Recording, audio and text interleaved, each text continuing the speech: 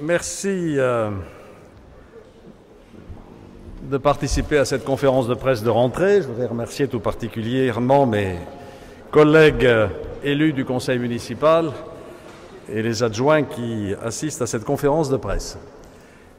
J'ai déjà eu l'occasion de le dire à plusieurs reprises, mais je vous le confirme, je serai candidat à la prochaine élection municipale en 2014. Et d'une certaine manière, je suis d'ores et déjà en campagne et à plein temps, puisque je ne cumule mon mandat de maire avec aucun autre mandat. Le moment venu, c'est-à-dire au début de l'année 2014, je présenterai mon projet pour la mandature 2014-2020 et ma nouvelle équipe municipale. Mais pour l'instant, nous sommes au travail, au service de toutes les Bordelaises et de tous les Bordelais, et j'ai pensé utile de préciser la feuille de route qui va être la nôtre de cette rentrée 2012 jusqu'en 2014. Feuille de route qui s'organise autour d'une double ambition. D'abord, le long terme, le projet Bordeaux 2030, qui vise à faire de notre ville le moteur d'une métropole de rang européen. Et puis le court terme, la vie quotidienne, la qualité de la vie quotidienne des Bordelaises et des Bordelais et la qualité des services que la ville doit leur rendre.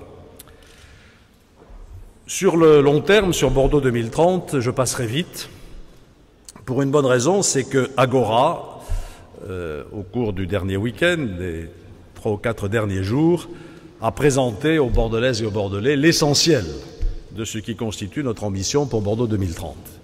Et je voudrais saisir cette occasion pour féliciter très chaleureusement toutes celles et tous ceux qui ont préparé Agora et ont assuré un succès tout à fait remarquable qui fait de cette manifestation un événement de portée européenne et internationale.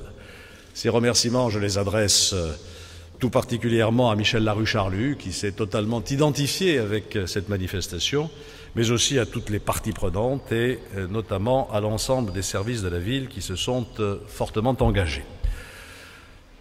Quelques remarques rapides donc sur ce Bordeaux 2030. Vous savez qu'un chiffre peut résumer notre ambition, 50 000 logements supplémentaires dans Bordeaux. Parallèlement aux 50 000 logements que la CUB, avec mon soutien bien entendu, envisage de construire le long des nouveaux corridors de transport en site propre du tramway, je l'espère. Ces deux chiffres ne s'additionnent pas totalement, puisqu'une partie des 50 000 logements de la CUB seront dans Bordeaux, mais notre objectif à nous est clair, 50 000 logements, c'est-à-dire à peu près 3 000 logements nouveaux par an, dont 1 000 logements sociaux, et c'est le rythme que nous avons atteint en 2011 et que nous espérons conserver au cours des années qui viennent. Ceci nous permettra d'assurer les obligations qui résultent de la loi. Ces 50 000 logements, vous le savez, ils se situent sur l'arc de développement durable de Bordeaux. Je ne vous en reparlerai pas, vous avez vu les maquettes sur les différents sites, mais aussi dans Recentre. Et le périple que nous avons fait de la rue Kléber jusqu'à l'îlot des Remparts a montré que cette opération était aussi très ambitieuse. Nous lancerons aussi, dans les prochaines semaines, une grande étude urbaine sur le Codéran de demain. Il y a l'arc de développement durable, il y a le cœur historique, il y a aussi Codéran. Qui dit nouveaux logements doit dire nouveaux emplois pour les nouveaux habitants. Et Bordeaux 2030, c'est aussi la perspective de 25 à 30 000 emplois supplémentaires pour les 100 000 habitants qui viendront peupler la ville. Il nous faudra donc renforcer l'attractivité du territoire bordelais au cœur du bassin d'emploi de l'agglomération. La locomotive de ce projet économique, ce sera bien sûr Bordeaux-Euratlantique, avec son pôle d'activité à vocation européenne, 400 000 mètres carrés de bureaux, je le rappelle, c'est-à-dire 20 à 25 000 emplois, dont 50% exogènes venus de l'extérieur. Je faisais encore ce matin le point avec Philippe Courtois pour préparer le prochain conseil d'administration de l'établissement public Bordeaux-Euratlantique, au cours duquel je présenterai à nouveau ma candidature à la présidence de ce conseil d'administration, en accord avec Vincent Feltès. Donc Bordeaux-Euratlantique, mais aussi la mixité fonctionnelle dans les nouveaux quartiers, puisque vous le savez, dans tous ces nouveaux quartiers, nous voulons des logements, mais nous voulons aussi des mètres carrés d'activité pour y développer des fonctions économiques. Je prends quelques exemples. La filière numérique au bassin à flot, les activités nautiques avec de véritables chantiers navals sur la rive droite, mais aussi dans les bassins à flot. Le projet du port autonome avance dans cette direction. L'économie verte aussi et le développement culturel, c'est une des vocations de la ZAC Bastide de Niel, avec le projet Darwin qui se développe, et sans doute, en face de Darwin, j'y reviendrai, un pôle culturel avec la réinstallation de Paula. Je ne voudrais pas oublier dans ce développement économique de la ville le tourisme d'affaires et de loisirs, y compris le tourisme fluvial qui se développe, ainsi que le commerce et l'artisanat. Pour accompagner ce grand projet Bordeaux 2030, 50 000 logements, 25 000 à 30 000 emplois, il nous faut être vigilants sur les grandes infrastructures de mobilité, c'est-à-dire les lignes à grande vitesse. Le projet Bordeaux-Tours avance, la SNCF engage une concertation sur la future gare, à laquelle nous participerons bien sûr activement. Je voudrais rappeler aussi dans cette perspective, je ne rajoute pas les autres lignes à grande vitesse, la mise à 2 fois 3 voies de la rocade, qui me paraît une priorité plus que jamais, le développement ferroviaire, et puis la réflexion sur ce que j'appellerais un itinéraire de contournement de l'agglomération, qui n'est pas forcément une voie autoroutière dédiée, qui pourrait être un ensemble de barreaux reliant les différentes autoroutes qui convergent sur Bordeaux, car je ne pense pas que le covoiturage nous permettra de résoudre les problèmes de mobilité dans une agglomération d'1 million d'habitants, même s'il faut évidemment le développer. Et puis, un accompagnement de ce grand projet, les grands équipements d'agglomération, je cite pour mémoire, et je répondrai à vos questions si vous en avez à ce sujet, le nouveau stade, en parallèle avec l'Arena, le centre du vin, la cité municipale, et aussi un chantier qu'il va falloir engager dans les prochaines années, la rénovation du parc des expositions. Il y aurait 1000 choses à dire encore sur ce grand projet urbain, mais je voudrais m'attarder surtout sur le Bordeaux d'aujourd'hui, puisqu'il s'agit de notre feuille de route, je le rappelle, 2012-2014. Qualité de la vie, qualité des services qu'il incombe à la ville de rendre aux Bordelaises et aux Bordelais. D'abord, la méthode, elle tient à un seul mot, proximité, que je répéterai peut-être 3 fois, proximité, proximité, proximité. C'est notre responsabilité d'élus d'être au contact quotidien de nos concitoyens pour les écouter et pour leur rendre les services qui incombent, je le répète, à la municipalité et à la ville. Cette proximité, elle repose d'abord sur le dispositif que j'ai mis en place dans les quartiers. À la fin du mois d'août, j'ai reçu un par un chacun des maires adjoints de quartier pour faire le point avec eux. Nous sommes convenus d'un certain nombre de renforcements des moyens qui sont mis à leur disposition et nous avons arrêté ensemble une feuille de route 2012-2014 très précise. J'irai la présenter dans chacun des quartiers, des 8 quartiers de Bordeaux, dans les 2 mois qui viennent, je l'espère, avant la fin du mois d'octobre. J'ai demandé aussi aux maires de quartier de mettre en place un programme de maillage territorial, de façon que nous soyons les uns et les autres présents systématiquement dans les quartiers, d'abord dans les conseils de quartier. Ils vont être entièrement rénovés sur le modèle de ce qui a été fait dans déjà 2 quartiers de la ville, avec le conseil en séance plénière et puis ce que j'appelle la commission permanente qui, elle, se réunira tous les mois. Nous sommes tombés d'accord aussi pour dire que l'allocation des crédits du FIL, le Fonds d'intervention locale, et du FIC, le Fonds d'investissement dans les quartiers, donnera lieu à une consultation du conseil de quartier, de façon qu'avant de faire ses propositions au conseil municipal, le maire adjoint de quartier ait pris l'avis de cette instance de concertation. Ce maillage territorial, c'est aussi l'ensemble des réunions de proximité. Le conseil de quartier n'épuise pas tout, les ateliers d'urbanisme, de voirie, de concertation, mais aussi des réunions d'appartements que je vais reprendre systématiquement dès les prochains jours dans chacun des quartiers. À cela s'ajoute le porte-à-porte, qui est une technique qui garde tous ses mérites, qu'il soit physique ou virtuel, parce qu'on peut aussi faire du porte-à-porte sur les réseaux sociaux, si je puis dire. Pour bien mettre en lumière tout ce que nous faisons en termes de concertation, nous allons organiser le 19 et le 20 octobre ce que nous allons appeler les participiales, c'est-à-dire une manifestation qui permettra aux Bordelaises et aux Bordelais de venir à la rencontre des services municipaux avec qui ils ont affaire au quotidien et dont je vais évoquer certains dans un instant. Et donc je vous invite d'ores et déjà à participer aux participiales, donc le 19 et 20 octobre. Cette politique de proximité, elle met l'accent d'abord bien sûr sur les services de base. La propreté. On connaît la situation à Bordeaux, elle est globalement satisfaisante, avec un certain nombre de points faibles et d'améliorations à apporter. Je viens d'adresser au président de la communauté urbaine une lettre assez exhaustive sur cette question, où j'évoque 2 ou 3 sujets que je voudrais citer rapidement. D'abord, il est nécessaire de signer très prochainement avec la CUB la convention que nous réclame la Chambre régionale des comptes pour clarifier les compétences. À l'heure actuelle, la ville fait un certain nombre de choses qui sont de la compétence de la communauté urbaine. Il faut donc clarifier cela, y compris sur le plan financier. Et la deuxième chose que je demande dans cette lettre, c'est une réforme de la collecte dans l'hypercentre, car on sait bien qu'elle ne fonctionne pas correctement. Et je demande la diversification des modes de collecte dans l'hypercentre.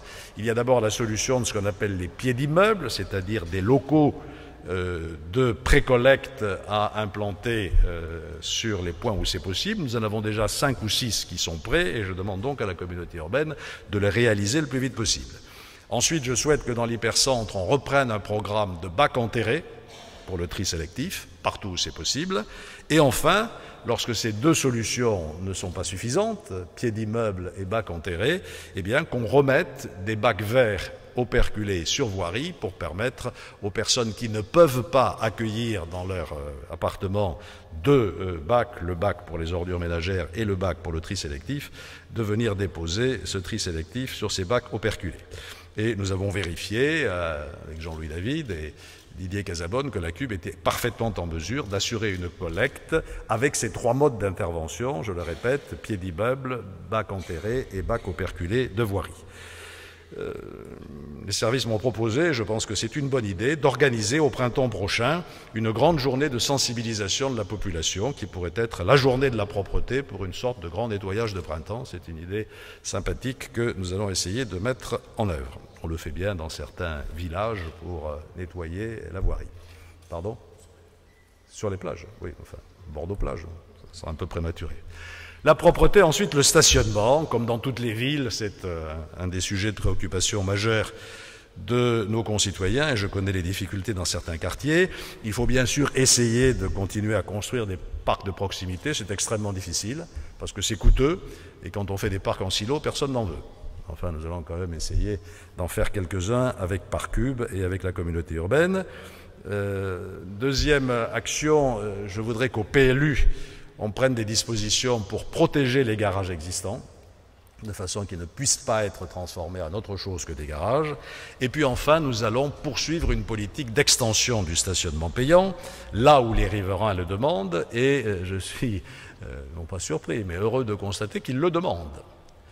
Et que dans des quartiers où nous avons aménagé le stationnement payant, on nous dit mais pourquoi pas continuer dans les rues adjacentes. Évidemment, ce n'est supportable que si le tarif résidentiel est accessible, à un taux qui peut être considéré comme lourd pour des budgets modestes, mais enfin qui est quand même très modéré, de 15 € par mois. J'ai demandé que l'on mette d'ici la fin de l'année en place un tarif spécifique pour les professionnels, c'est-à-dire les artisans, les commerçants, les professions libérales. Il y a très longtemps que cette question est posée à Bordeaux.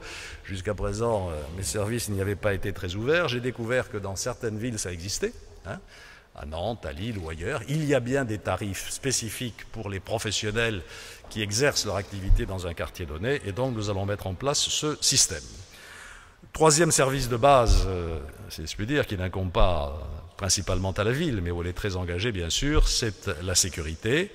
Donc nous allons continuer avec l'État, le préfet, le préfet de police, le directeur départemental de la sécurité publique, à être extrêmement vigilants sur ces questions de sécurité, dans le cadre notamment du Conseil local de sécurité et de prévention de la délinquance, le CLSPD.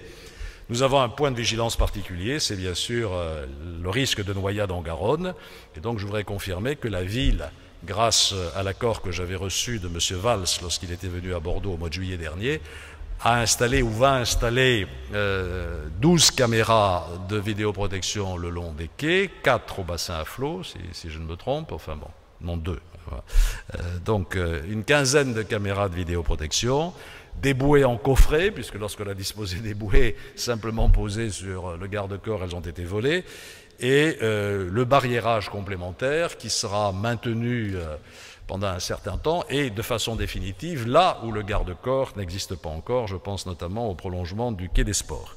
Et je me réjouis d'avoir appris que l'État a décidé de pérenniser la vedette de police qui fait des patrouilles en Garonne. C'est un système efficace. Au-delà de ces services de base, propreté, stationnement, sécurité, j'ai souhaité mettre l'accent dans cette feuille de route 2012-2014 sur 4 priorités que je voudrais maintenant aborder devant vous. D'abord, l'enfance. Nous avons des responsabilités particulières dans ce domaine et nous allons continuer à les assumer avec le maximum d'efficacité. L'enfance, c'est d'abord l'accueil des tout-petits. En 2008, je m'étais fixé un objectif 6 000 enfants accueillis en 2014, soit à peu près les trois quarts des moins de 3 ans. Nous y arriverons. Je ne vais pas détailler la liste des crèches municipales, associatives, du réseau d'assistantes maternelles qui nous permettra d'atteindre cet objectif. Brigitte Collet sera évidemment prête à vous la commenter en détail, mais nous y arriverons en veillant également à la qualité, pas simplement à la quantité de l'offre. Un guichet unique d'inscription est maintenant ou va être au point dans chaque quartier, en partage avec les associations. Nous menons aussi une politique systématique de vérification de la qualité. Une enquête de satisfaction a été menée auprès des usagers des crèches, enfin des parents en tout cas, qui ont exprimé un taux de satisfaction de 99%. Dans le même temps, nous allons développer le soutien à la parentalité. Être parent aujourd'hui, c'est pas simple, et la collectivité peut aider dans ce domaine. Nous avons fait, il y a quelques années, une création tout à fait exemplaire avec la parentèle, et nous allons donc poursuivre cette action de soutien à la parentalité avec la caisse d'allocation familiale. Ça, c'est pour les moins de 3 ans. En milieu scolaire, la ville est aussi extrêmement active, et nous allons développer cette action, d'abord en modernisant notre patrimoine scolaire ou en construisant de nouvelles écoles. Là aussi, la liste est disponible, je ne vais pas vous l'infliger. J'ai vu ou lu quelque part qu'on s'étonnait que la nouvelle école Ginko ne soit pas pleine. En général, on nous reproche de ne pas être prêt lorsque les habitants arrivent dans un nouveau quartier. Et là, on est un peu en avance, c'est vrai. On a fait l'école et la crèche, les premiers habitants arrivent, mais je crois qu'on peut s'en féliciter parce que ce quartier va continuer à se peupler dans les mois qui viennent. Nous allons généraliser et achever la dotation de nos classes élémentaires en tableau numérique interactif. C'est une très grande réussite. Lorsque j'ai lancé ça il y a 2 ans, ce n'était pas évident que les enseignants adhèrent au projet. L'Éducation nationale, l'inspection d'académie a pleinement participé à l'opération. Aujourd'hui, c'est presque achevé. Enfin, nous terminerons l'année prochaine. Et c'est une véritable révolution pédagogique. J'ai eu l'occasion d'en parler tout récemment avec le recteur, l'inspecteur d'académie et plusieurs enseignants, au point que nous nous posons d'ailleurs la question de savoir s'il ne va pas falloir étendre le système aux écoles maternelles. Dans un premier temps, j'étais un peu sceptique, mais on me dit que dans la classe, je ne sais plus comment ça s'appelle, supérieure, la grande section des écoles maternelles où on commence à apprendre à lire, eh bien les tableaux numériques pourraient être très très utiles. Nous allons également développer ce que nous appelons des espaces numériques de travail qui offriront un bouquet de services aux élèves, aux parents, aux enseignants, aux services municipaux. Les tableaux numériques, ça permet non seulement de s'en servir pendant la classe, mais on peut aussi à la maison, lorsqu'on a son propre ordinateur, se connecter, faire ses devoirs, etc. etc. Enfin, pour le milieu scolaire, je voudrais rappeler qu'après bien des polémiques, eh bien, nous sommes aujourd'hui, je parle sous le contrôle de Brigitte, à 94% d'enfants accueillis dans les restaurants scolaires pour 4 jours par semaine. Donc vous voyez qu'on est pratiquement au 100%, et c'est un effort très significatifs que je voudrais saluer. Je voudrais aussi, s'agissant toujours de notre action dans ce domaine de l'éducation, constituer dans les prochaines semaines un groupe de réflexion sur la refondation de l'éducation nationale qui est à l'ordre du jour. Le nouveau ministre a lancé des idées dans ce domaine et il me semble que la collectivité locale peut être et même doit être partie prenante de cette réflexion. Parce que nous ne nous contentons pas, vous l'avez vu, de construire des murs, nous sommes aussi impliqués dans la vie de nos écoles, à la fois par ce que j'ai dit en matière de pédagogie numérique, mais aussi, j'y reviendrai dans un instant, pour ce qui concerne les activités scolaires. Je vais donc constituer un groupe de réflexion ouvert à des enseignants, à des parents, à des spécialistes de l'éducation, et qui pourra se pencher sur des questions comme les rythmes scolaires. La ville est concernée, avec notamment les conséquences sur les activités périscolaires, l'apprentissage de la lecture et la réussite scolaire, je ne reviens pas sur ce que j'ai dit du numérique, la formation des maîtres et peut-être aussi la morale républicaine ou laïque. Bon, je suis tout à fait favorable à ce qu'on apprenne la morale à nos enfants. La morale, fondamentalement, c'est distinguer le bien du mal. Encore faut-il savoir ce qu'on met dedans. Et je crois qu'il ne serait pas inutile que des élus, en concertation avec les différents acteurs du système scolaire, se penchent sur la question. Enfin, dans le scolaire, les activités périscolaires. Quand les enfants ne sont pas à l'école, les parents ne peuvent pas toujours s'en occuper. Il y a donc une demande extrêmement forte d'activités de loisirs le mercredi ou pendant les vacances, indépendamment même du soutien scolaire à la pause méridienne ou après ou le soir. Et donc là, nous avons considérablement développé nos capacités parce que la demande n'a pas cessé d'augmenter.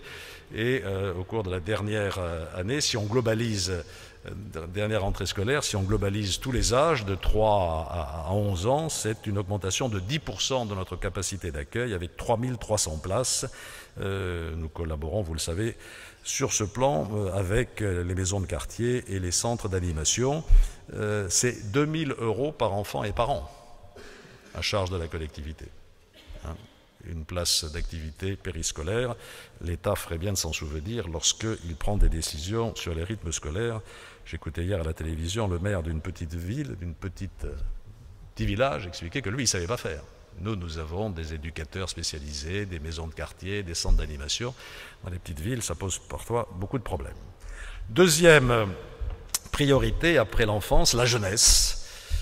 C'est un sujet difficile. Il est difficile pour une municipalité de créer un véritable lien avec ces jeunes parce qu'ils ont d'autres préoccupations, ils ne sont pas toujours portés à s'engager dans la vie collective et pourtant ce sont des acteurs essentiels de la ville.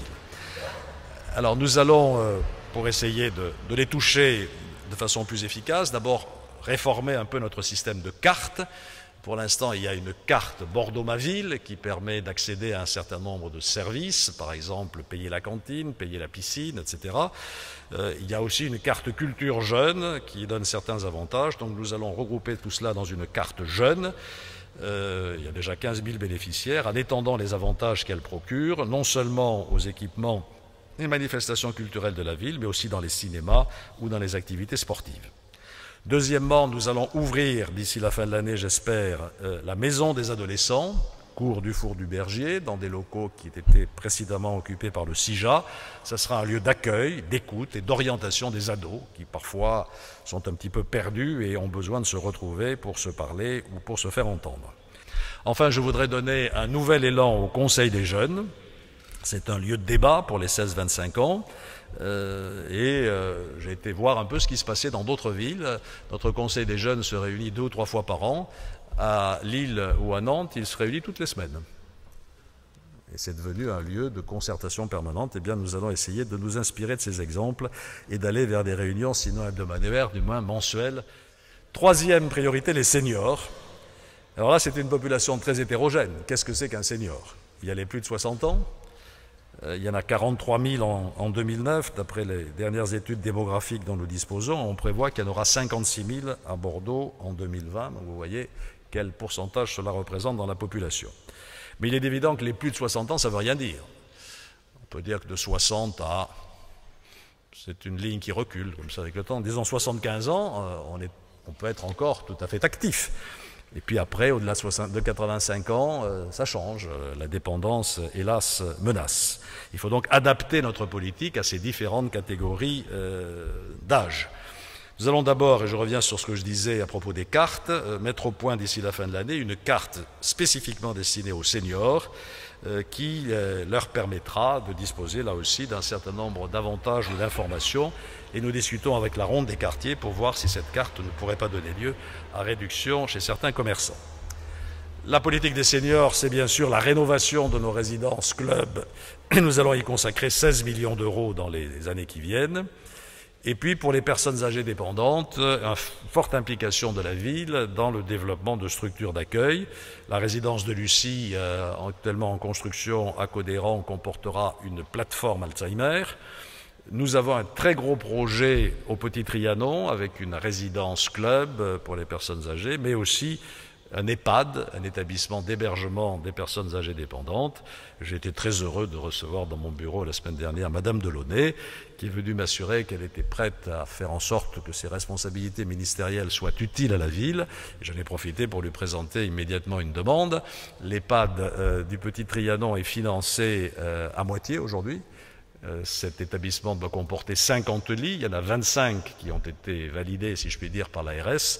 Je ne doute pas que Mme Delaunay obtiendra la validation des 25 autres dans un délai rapproché pour nous permettre de mener à bien ce projet. Nous avons aussi ouvert au CCAS en 2013 une maison pour l'autonomie et l'intégration des malades d'Alzheimer, une MAIA, qui apportera une information, une aide aux familles pour leur permettre de s'organiser. On sait que l'une des épreuves majeures pour les familles dont l'un des membres est Alzheimer, c'est ce qu'on appelle les périodes de répit, comment de temps en temps bénéficier d'une aide lorsque la personne est à domicile. Enfin, nous allons adhérer au réseau OMS des villes amies des aînés, qui est une structure d'échange d'informations et de bonnes pratiques et de partenariat avec les autres villes dans des domaines comme les transports, la culture et les loisirs, la santé, etc. Dernière grande priorité, enfin dernière pour aujourd'hui, la culture. Alors c'est un sujet inépuisable à Bordeaux. Est-ce que la ville a une politique culturelle? Est-ce qu'elle n'en a pas? Il y a en tout cas une offre culturelle tout à fait considérable à Bordeaux pour que chacun puisse être mieux informé, nous allons publier dans les tout prochains jours le guide Bordeaux Culture qui recense tout ce qui existe à Bordeaux dans le domaine culturel et qui est considérable, qu'il s'agisse des lieux d'exposition et des musées, de la lecture publique qui fait partie de la culture, de l'enseignement artistique, de la musique, du théâtre, de la danse, du patrimoine, des cinémas, des galeries, etc.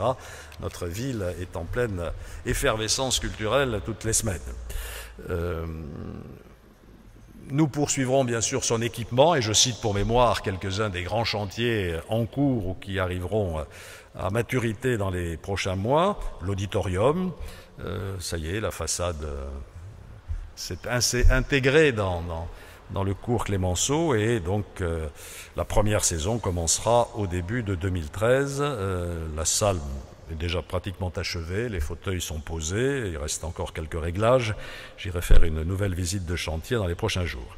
Les archives municipales, ça sera pour la fin 2014, début 2015. Le muséum d'histoire naturelle va aussi entrer en chantier avec une perspective 2015. La maison de la danse Ginko sera prête en 2015. La salle des fêtes du Grand Parc va être rénovée, là aussi dans les mêmes délais. La Halle des Douves sera en chantier très prochainement. Et enfin, nous allons lancer une étude pour la réalisation d'une bibliothèque-médiathèque à Codéran. Donc vous voyez que les équipements culturels de la ville se poursuivent. J'ai évoqué tout à l'heure la possibilité, à laquelle je suis très favorable, de la réinstallation du collectif Paula dans le deuxième magasin général de la ZAC des Bastides, de Bastide-Niel, face à celui que Darwin est en train de rénover aujourd'hui, ou a même déjà rénové. Et puis j'en viens au dernier point s'agissant de la culture, l'événement, puisqu'il faut des événements. Evento 1, Evento 2, Quid Evento 3, eh bien j'ai décidé de confier une mission à Jean-Philippe Clarac et à Olivier Deleuil, que vous connaissez tous, de jeunes Bordelais, qui ont une grande expérience internationale, puisqu'ils ont été longtemps metteurs en scène de l'Opéra français de New York.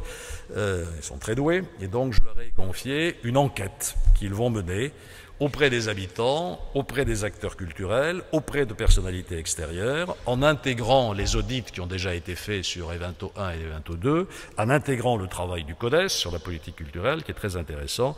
Et au terme de cette enquête, ils me feront des propositions en janvier de l'année prochaine. Je souhaite partager ces conclusions avec la région, qui s'investit dans la culture à Bordeaux, avec son projet MECA, d'installation du FRAC, du Front Régional d'Art Contemporain, sur les berges de la Garonne. Et donc la région sera, avec ses agences culturelles aussi très présentes, mais aussi avec la CUB, puisque on sait bien que le président de la CUB est très impatient de s'occuper de culture. Et je lui propose en particulier de développer à Bastide-Niel un pôle commun. J'ai évoqué tout à l'heure la réinstallation de Paula. Voilà. Et si ces propositions sont partagées, nous pourrions retrouver l'esprit de Bordeaux, capitale culturelle, pour essayer de bâtir cet événement. J'observe que partout, dans les grandes agglomérations où cet événement a pris une dimension internationale, il est porté par l'ensemble des collectivités. Par exemple à Nantes, où le budget dépasse 15 millions. Voilà quelques-unes donc les priorités qui sont les nôtres. Ça n'épuise pas tout. J'aurai donc l'occasion de compléter cette feuille de route, comme je vous l'ai dit, quartier par quartier, en indiquant dans chaque quartier quels sont les projets concrets 2012-2014, de façon à dire à nos concitoyens, voilà ce que vous allez voir sortir de terre ou de tête, si je puis dire, quartier par quartier. Et puis nous compléterons bien sûr notre travail sur d'autres sujets importants, le développement économique. J'ai parlé de l'emploi, mais cela mérite de préciser de nouvelles initiatives dans ce domaine, et également la politique numérique, sur laquelle nous avons bien des projets déjà en cours ou à venir. Voilà, mesdames et messieurs, ce que je souhaitais vous dire. Je n'ai pas voulu vous accabler sous les chiffres ou les listes d'opérations, parce que il faut que vous intégriez tout ça pour faire vos papiers, et nous sommes à votre disposition pour plus de détails, et donc j'ai voulu mettre le projecteur sur cette question de la qualité de vie, de la qualité des services rendus à la population bordelaise. Je crois que nous sommes déjà à un très bon niveau sur la plupart des sujets, mais nous allons essayer encore de nous améliorer. Et comme il s'agit d'une conférence de presse et que les journalistes sont nombreux, je me livre maintenant à vos questions de tous ordres. Madame Douaner a toujours un démarrage foudroyant. C'est toujours la première question. Au moins, comme ça, on n'est pas déçu. Pas déçu. Bon, alors est-ce que pour préparer les municipales, il y a déjà un ajustement dont vous pouvez parler ce matin dans la répartition des compétences des collaborateurs au sein de l'équipe municipale? Parce qu'il y a déjà pour cette notion de proximité, tout ce que vous avez donc détaillé, est-ce qu'il y a des ajustements? Écoutez, ça je verrai s'il y a des ajustements à faire. Mon équipe fonctionne bien, les maires adjoints de quartier se dévouent avec beaucoup de passion à leurs tâches, ils sont extrêmement présents sur les terrains, mes adjoints fonctionnels font du très bon travail, il y aura peut-être ici ou là quelques rectifications de frontières à opérer, mais ça n'est pas l'essentiel du message que je souhaitais adresser aujourd'hui. Deux autres questions donc, sur les dossiers économiques. Sur le centre culturel du vin, est-ce que les Québécois vous ont aidé pour trouver un nom? Et est-ce que, concernant donc, la mise en place des fonds FEDER, est-ce que ça s'est acté? Vous savez que la procédure des grands projets de l'Union européenne est très longue. Je dis pour tous ceux qui ne sont pas parfaitement au fait, c'est que dans le tour de table financier du Centre culturel du vin, il y a des fonds européens, FEDER, et donc comme le projet dépasse le seuil des 50 millions d'euros, il faut que la validation soit faite à Bruxelles. Donc nous avons engagé cette discussion, ça se passe bien, c'est fait. Ah bon, vous ne l'avez pas dit ça? Ah ben voilà, les bonnes nouvelles, je les apprends. C'était pas fait la semaine dernière. Donc on m'avait dit la semaine dernière que c'était fait incessamment sous peu, et donc nous avons le feu vert de Bruxelles, donc ce point est tranché. Quant au nom, j'ai fait appel à l'extraordinaire créativité de Régis Labaume pour qu'il me trouve un nom. Voilà, mais je lui ai laissé quelques jours quand même. L'autre jour, j'ai donné une interview à un magazine allemand qui s'appelle Vinum. C'est pas mal Vinum, non? Je vais passer la soirée à Vinum. Je vais dîner à Vinum, enfin je sais pas, bon, mais c'est pas encore bouclé, voilà. On a encore un peu de temps puisque le chantier n'est pas commencé. En revanche, Les choses avancent bien, le permis de construire est en cours de délivrance, un certain nombre d'adaptations ont été faites sur le projet, le mécénat est au rendez-vous, donc nous avons obtenu ce que nous attendions du monde du vin, l'Europe je l'ai dit, donc voilà, c'est un projet qui suit son cours et nous sommes en train de travailler sur ce qui va se passer à côté du centre culturel du vin, puisque sur la parcelle de la Fourrière que la ville a acquise ou va acquérir à la communauté urbaine, il y a un projet à la fois de parking, d'hôtel et puis de centres un peu innovants autour des produits de la gastronomie. Donc l'entrée des bassins flots va être totalement transformée. Je pense que ce sera un lieu très attractif.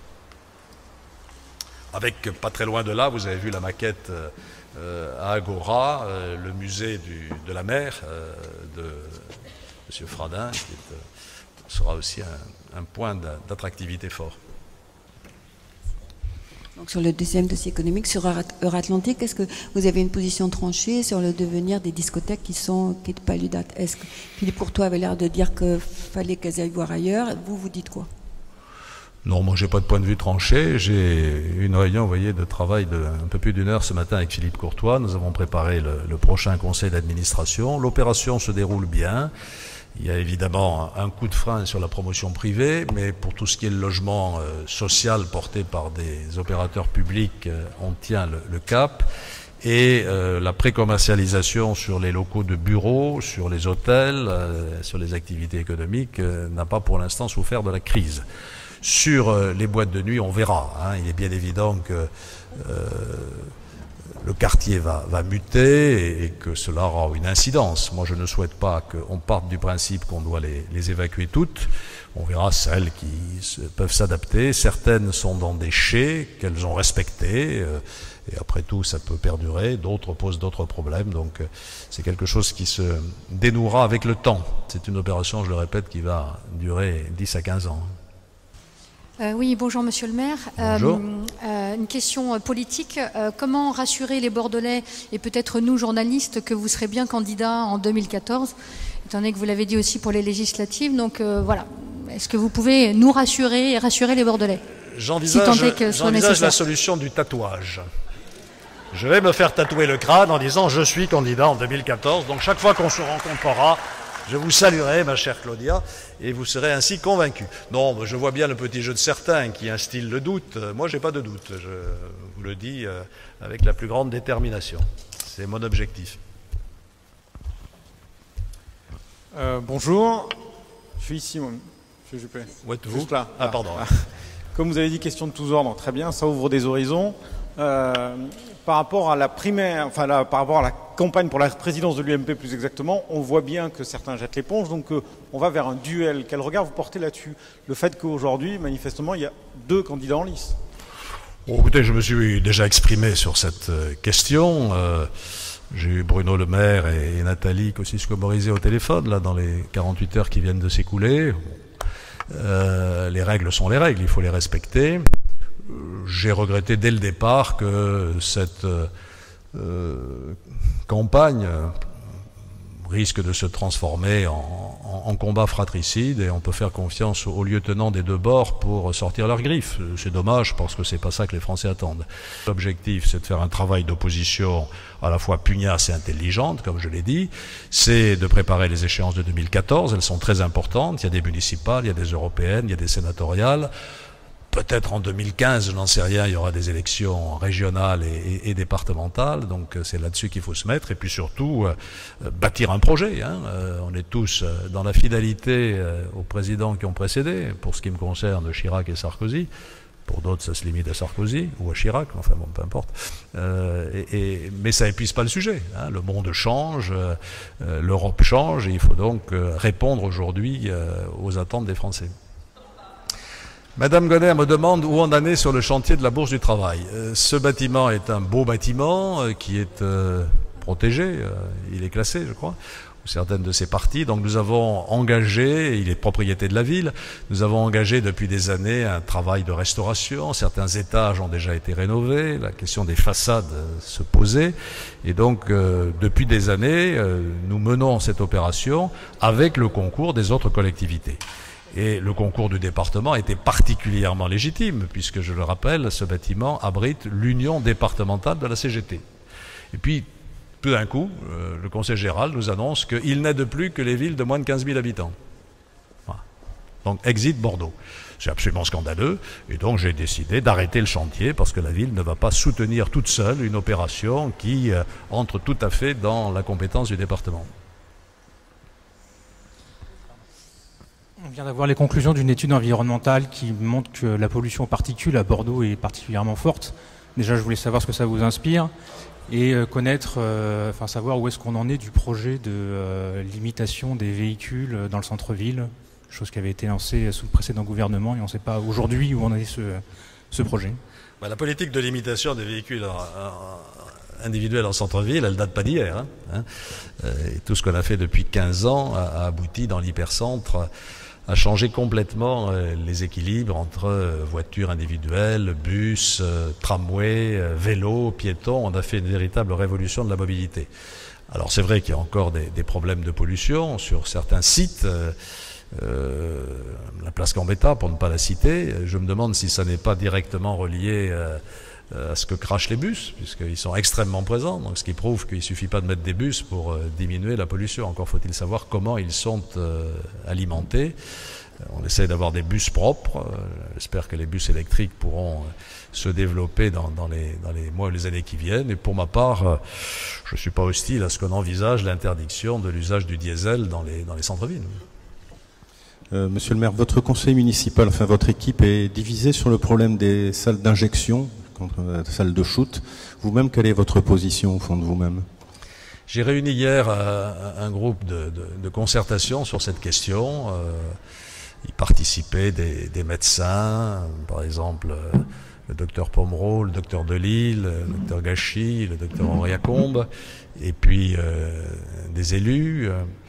C'est une question extrêmement difficile. Moi, je ne veux pas fermer la porte à une expérimentation. Encore faut-il qu'elle soit bien conduite, ce qui implique une concertation préalable, approfondie, et j'espère que je n'apprendrai pas par le journal ou par la radio que, ça y est, Bordeaux a été choisi et que tel site a été retenu. Ce serait vraisemblablement un risque d'échec considérable. Il faut une concertation préalable et une concertation avec les populations. Moi, j'appliquerai la loi lorsqu'elle sera votée, bien entendu. On connaît ma position sur ce sujet. Je pense que les mentalités, les mœurs ont évolué dans notre pays et qu'aujourd'hui, la loi doit en tenir compte en légalisant l'union de deux personnes du même sexe. J'aurais souhaité que ça ne s'appelât pas mariage, mais il paraît que ça pose des problèmes, là aussi, constitutionnels. On ne peut pas avoir un mariage pour les uns et une union pour les autres. Peut-être pourrait-on d'ailleurs abandonner le mot de mariage et appeler ça l'union civile, pour tout le monde. Je ne sais pas. Et puis, je reste tout à fait bloqué, voilà, je le dis, sur la parentalité de couples homosexuels. Je pense profondément que aller vers une forme d'organisation dans laquelle un enfant grandit avec deux papas ou deux mamans, ça pose un problème de fond. Donc là-dessus, je ne suis pas ouvert à cette réforme, là, de l'adoption. J'avais un autre sujet d'actualité locale. Vous avez parlé de la culture, Evinto. Vous avez fait une présentation, un bilan d'Evinto au dernier conseil municipal de juin, en appelant les autres collectivités locales. J'ai bien entendu ce que vous avez dit en sollicitant deux personnes de qualité du monde culturel pour faire un bilan. Est-ce que vous avez malgré tout déjà eu des contacts avec les autres collectivités ou est-ce qu'elles attendent patiemment le rapport, le bilan que vous avez demandé à M. Deleuil et Clarac? Écoutez, pour l'instant, l'événement culturel, c'est la ville de Bordeaux qui le porte. Quasi seul, puisque sur un budget de 4 millions, nous en mettons 3. Et donc, il est tout à fait légitime que ce soit la ville de Bordeaux qui s'interroge sur l'avenir et déclenche cette enquête. Nous en parlons régulièrement avec Vincent Feltès, puisque le sujet de la compétence culturelle est à l'ordre du jour entre la CUB et la ville. Je n'ai pas eu l'occasion d'en parler de manière approfondie avec Alain Rousset, mais je le ferai le moment venu, bien sûr. Et si on s'acheminait vers un événement d'agglomération, hein, point d'interrogation, il est bien évident que tout ceci serait partagé, que la conduite de l'opération serait partagée et que je n'ai aucune espèce d'ego pour assurer le leadership de l'opération. Très bien, si on se met d'accord, on se mettra d'accord. On l'a bien fait pour Bordeaux 2013, capitale de la culture. On pourrait peut-être retrouver cet esprit pour cet événement. Voilà, pas d'autres questions.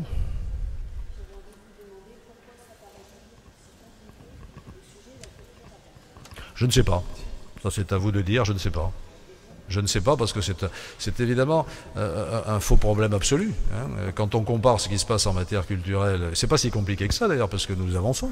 Hein. Nous avons un magnifique auditorium dans quelques temps, un très bel orchestre, un corps de ballet qui est très réputé, un nouveau chef d'orchestre qui arrive, il y a zéro problème. Nous avons un centre dramatique national qui est un des meilleurs de France, il se classe maintenant 3e ou 4e en matière de fréquentation. La fréquentation de nos musées a augmenté de 30% au cours des dernières années. Tout va bien. L'offre cinématographique est excellente, il y a plein de petites compagnies que nous aidons. En matière de rock, nous sommes une ville de référence. Hein. Québec a copié la Rock School Barbet. Nous venons de constituer ce qu'on appelle une SMAC. Non, c'est ça, une scène des musiques actuelles avec le Rocher de Palmer, avec le Krakatoa, avec, comment ça s'appelle à Mérignac, hein, le Pingalan. Non, pas le Pingalan, le Krakatoa. Oui. Voilà, en tout cas, moi j'ai pas de problème avec la culture, simplement il y a encore des personnes à Bordeaux qui pleurent sur les mannes de Lombard et de Froment. Voilà, c'est très bien. Quand même rappeler que l'orchestre n'a rien perdu de son rayonnement avec le changement de chef en 1995. Ses finances y ont beaucoup gagné et sa réputation n'y a rien perdu. Voilà, donc je ne sais pas où est le problème. C'est un fantasme qui est développé. Il paraît que Bordeaux n'a pas la politique culturelle qu'elle mériterait. C'est pas mon point de vue. Hein. D'ailleurs, consultez, vous verrez qu'on a tout, ou presque. Dans le petit film que j'ai vu sur les quais dimanche dernier, qui est très intéressant, Les années miroirs, alors là aussi, on nous dit Sigma était mort quand je suis arrivé. Hein. Sigma a été une période fantastique, mais Sigma avait complètement épuisé ses potentialités. Le ministère de la Culture ne voulait plus le soutenir. Le CAPC, on a été à 2 doigts de l'inculpation de ceux qui le géraient quand même, hein. Il faut aussi se souvenir de ça. Bon, voilà. Alors j'ai mis un peu d'ordre et elle a rendu qu'à partir de là, la culture à Bordeaux, c'est devenu la fête du vin et puis je sais plus quoi, et le skate. Non, je crois qu'on n'a pas à rougir des créations de l'opéra au cours des dernières années. Enfin, je ne vais pas reprendre la liste de tout ce qu'on a fait. Voilà, donc ça c'est un grand sujet de perplexité pour moi, mais je le répète, ça ne nous dispense pas d'agir et vous avez eu la liste des équipements que nous avons programmés pour les prochaines années. Très bien, bah écoutez, je vous remercie de votre attention.